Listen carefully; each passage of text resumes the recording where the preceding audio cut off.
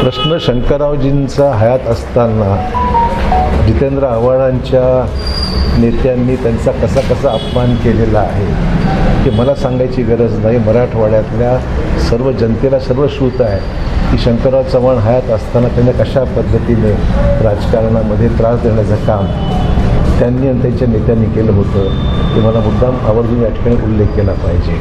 आणि भाजपने जे आंदोलन केलं ते बाबासाहेबांच्या विषयी निश्चितच नितांत आदर ठेवून जे इतिहासामध्ये जे वास्तव आहे तेच पंतप्रधान मोदींनी अमित शहांनी त्या ठिकाणी मांडलेलं आहे.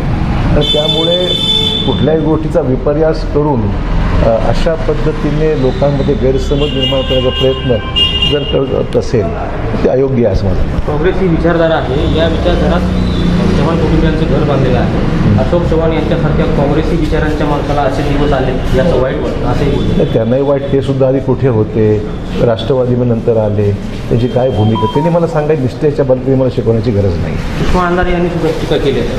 अशोक चव्हाणजी हे वागणं आपल्याला शोभत नाही. यालाच म्हणतात खायचं कुडव्याचं आणि गायचं उडव्याचं. एवढा मोठा साक्षात्कार काँग्रेसकडून मुख्यमंत्रीपद भोगताना झालं काय झालं?